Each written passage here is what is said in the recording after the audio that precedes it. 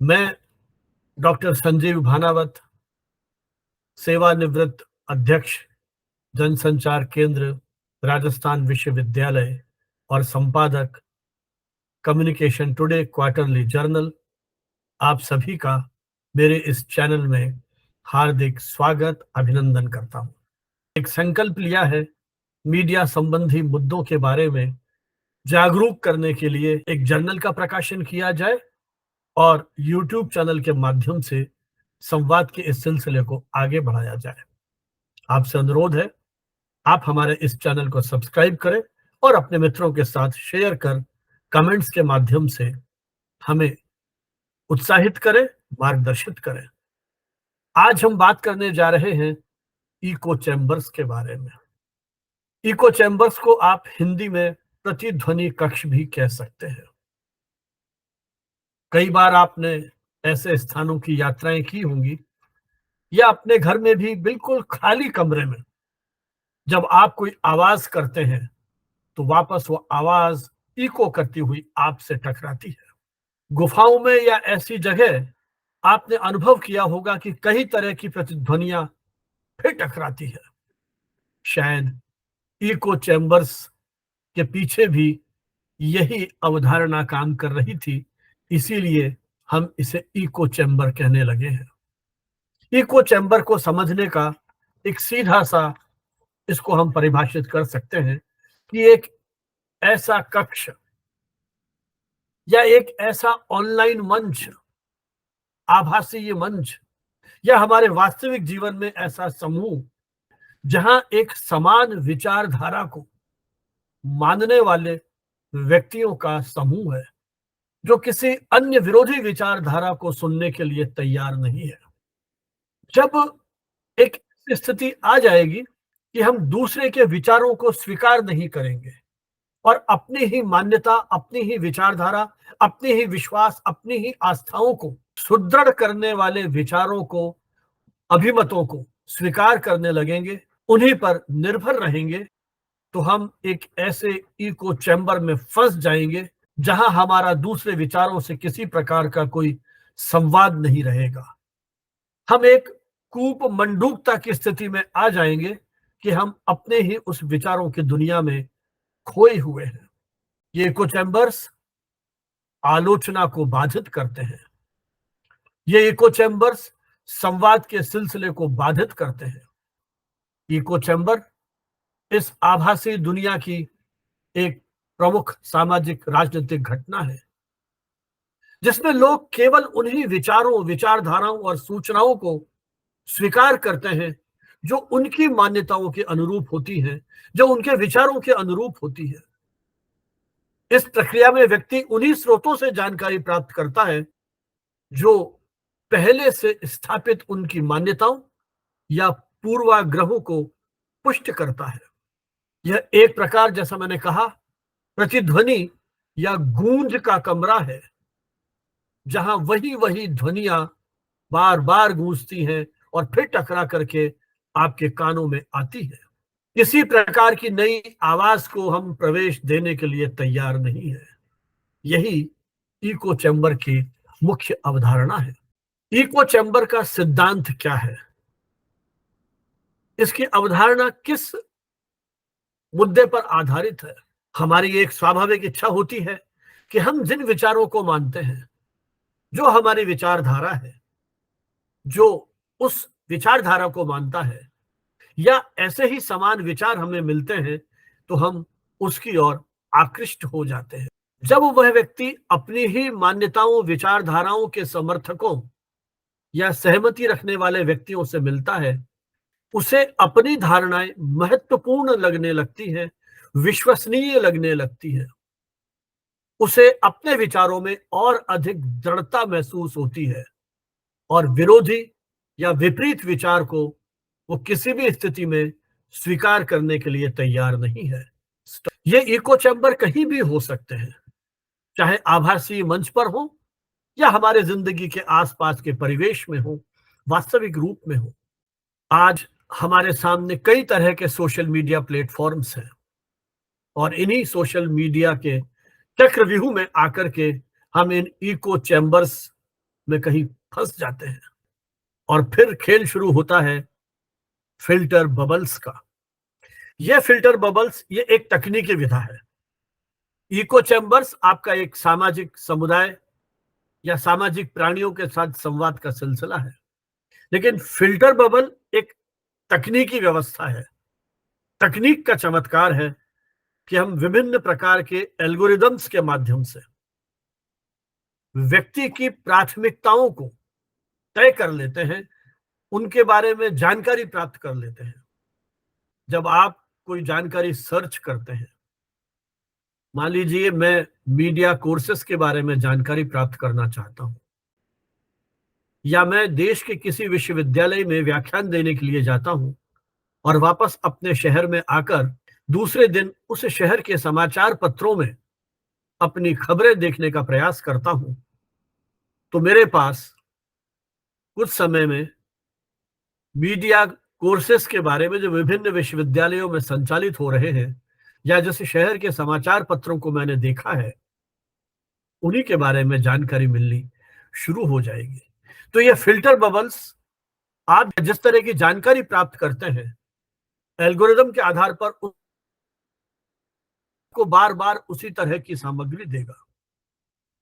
आप सत्ता विरोधी यूट्यूब चैनल देखते हैं या सत्ता के पक्ष में जो यूट्यूब चैनल्स हैं उनको देखते हैं, या आप ऐसे मीडिया चैनल्स को या समाचार पत्रों को फॉलो करते हैं, उस तरह के विचारों को फॉलो करते हैं इन आभासी मंचों पर, तो फिल्टर बबल के कारण आप आने वाले समय में उसी तरह की सामग्री देखते रहेंगे या वही सामग्री आपको मिलेगी।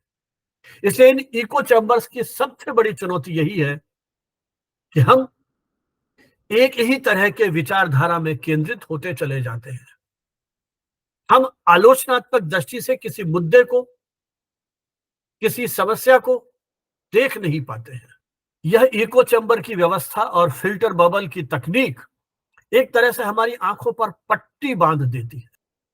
हम एक विचार से हट करके दूसरे विचार को सोच नहीं पाते हैं, असहमति को स्वीकार नहीं कर पाते हैं। सारे चैनल्स और अखबार यही कर रहे हैं। अपनी संपादकीय नीति के अनुरूप उसी तरह की सामग्री, उसी तरह की खबरें, उसी तरह के आलेख सामान्यतः प्रकाशित और प्रसारित करते हैं। जब आप फेसबुक के ऊपर एक क्लोज्ड ग्रुप बना लेंगे या व्हाट्सएप ग्रुप में उसी तरह की चैट करेंगे, तो आप समझ लीजिए कि आप इको चैम्बर के घेरे में आ गए हैं। राजनीति, धर्म, भाषा, जाति आदि के आधार पर इस तरह के अनेक इको चैम्बर्स आज पूरी दुनिया में काम कर रहे हैं, जहां समान विचारधारा के लोग उसी तरह के विचारों पर चर्चा करते हैं, उन्हीं विचारों को आगे प्रचारित प्रसारित करते हैं। हमारी आलोचनात्मक क्षमता को कहीं वो निगल लेते हैं। इन इको चैम्बर्स दीवारों को तोड़ने का एक ही तरीका है कि हम जब जानकारी प्राप्त करते हैं, समाज के बौद्धिक वर्ग के प्रतिनिधि के रूप में जो हम जानकारी प्राप्त करते हैं, वो जानकारी हम विभिन्न स्रोतों से प्राप्त करने की कोशिश करें। सहमति और असहमति, समान और विरोधी विचारों को देखने की कोशिश करें। अपने पूर्वाग्रह को कम करें। पूर्वाग्रह को छोड़कर दूसरे के विचारों का भी सम्मान करना सीखें। तर्क वितर्क करें और उसी के आधार पर हम निर्णय लेने की प्रक्रिया के साथ जुड़े। आप याद रखें, आप ही सही हैं, हमेशा ऐसा नहीं होता है। आप जब विभिन्न प्रकार के विचारों पर विचार मंथन करेंगे, तब शायद सत्य का मंथन करने की दिशा में एक कदम आगे बढ़ सके। तो तार्किक दृष्टि से, आलोचनात्मक दृष्टि से सोचने, समझने और विश्वास करने के लिए आवश्यक है कि हमारा चिंतन व्यापक हो, सूचनाओं के स्रोत विविध और विस्तृत हो। हमारा जो ऑनलाइन व्यवहार है वो नियंत्रित होना चाहिए।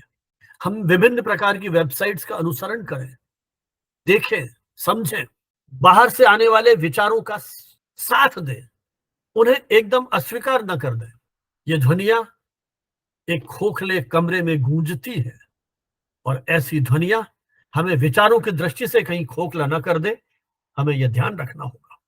हमें बहस के सार्वजनिक मंच तैयार करने होंगे। इन इको चैम्बर्स में जब एक व्यक्ति कोई वादा करेगा, एक व्यक्ति कोई आह्वान करेगा या बात करेगा, और जब सभी व्यक्ति उसी बात को दोहराएंगे, तो हम अतिरंजित या विकृत रूप से उन विचारों को आगे प्रचारित प्रसारित करने की कोशिश करेंगे, क्योंकि बार बार वही विचार उस इको चैम्बर में प्रतिध्वनित हो रहे हैं। हमें अपने विश्वास की प्रणाली को मजबूत करना होगा। पर्सनलाइज्ड एल्गोरिदम ने एक जैसी सामग्री को एक स्थान पर एकत्रित करने की लिए आपके लिए बहुत बड़ी सुविधा पैदा कर दी है। इससे कई बार दुष्प्रचार भी होने लगता है। इस आभासी दुनिया के आक्रमण को हमें गंभीरता से समझना होगा। ये इको चैम्बर्स समाज में विचारों का ध्रुवीकरण करते हैं। इस तरह की स्थिति समाज में विघटन और विभाजन की भूमिका को भी तैयार कर सकती है। ये इको चैम्बर्स हमें पूर्वाग्रह से ग्रस्त करते हैं। ये इको चैम्बर्स गलत और विकृत सूचनाओं को प्रचारित प्रसारित कर सकते हैं। डिजिटल दौर में इस तरह के इको चैम्बर्स बनाना बहुत सरल और आसान हो गया है। इस डिजिटल दौर में यह सुविधाजनक हो गया है कि हम उन्हीं विचारों से इंटरेक्ट करें, उसी तरह की भावनाओं को देखें, समझे, परखें जो हमारी पूर्व में स्थापित मान्यताओं और विश्वासों के अनुरूप होती है। आप सोशल मीडिया पर जितने भी प्लेटफॉर्म्स हैं, चाहे इंस्टाग्राम की बात करें, चाहे फेसबुक की बात करें, चाहे यूट्यूब की बात करें, आपने जिस तरह की सामग्री को देखना शुरू किया है, एल्गोरिदम के माध्यम से ये प्लेटफॉर्म्स आपको उसी तरह की सामग्री दिखाते रहेंगे, और इसी का यह दुष्परिणाम है कि आप उसी तरह की विचारों को प्राथमिकता के आधार पर देखते रहेंगे। इस मानसिकता से, इस प्रवृत्ति से बाहर निकलने के लिए आवश्यक है हम सवाल पूछें, आलोचनात्मक ढंग से चीजों की व्याख्या और विश्लेषण करें, किसी भी जानकारी को स्वीकार करने के पहले उसके स्रोत को जांचें, उसकी विश्वसनीयता के बारे में आश्वस्त हो, तभी हम गलत और भ्रामक सूचनाओं से बच पाएंगे। हमारा प्रयास होना चाहिए कि समाज में विभिन्न तरह के विचारों को मानने वाले लोगों के बीच में एक पारस्परिक संवाद का सिलसिला हम शुरू कर सकें। और इसी तरह की प्रवृत्ति का एक परिणाम यह भी हुआ है कि हमारे मीडिया कर्मी भी आजकल उसी तरह की सामग्री परोसने लगे हैं जिसे उनके पाठक या दर्शक पसंद करते हैं, क्योंकि तकनीक ने आपको ये सुविधा दे दी है कि अब आप दर्शक और पाठक की प्राथमिकताओं का अनुमान इन एल्गोरिदम के माध्यम से लगा सकते हैं। तो मित्रों, इन इको चैम्बर्स से निपटना बड़ा मुश्किल है, फिर भी हमारी कोशिश होनी चाहिए कि हम सत्य का अनुसंधान करें, विविध स्रोतों से जानकारी प्राप्त करें, उनका विवेचन विश्लेषण करें और पारस्परिक संवाद को प्रोत्साहित करें। जिस तरह से एक मधुमक्खी विभिन्न पराग कणों से शहद एकत्रित करती है, उसी तरह हम भी विभिन्न स्रोतों से प्राप्त जानकारियों के आधार पर एक विचार रूपी नवनीत समाज को यदि दे सकें, तो शायद हम हमारे समाज और राष्ट्र के एक सकारात्मक निर्माण में विभिन्न समुदायों के बीच पारस्परिक समभाव बनाने की दिशा में आगे बढ़ पाएंगे। इको चैम्बर्स के प्रभावों को गहराई से समझें और एक समावेशी और समझदार समाज के निर्माण के लिए आगे आए। बहुत बहुत बधाई, शुभकामनाएं। जय हिंद, जय भारत।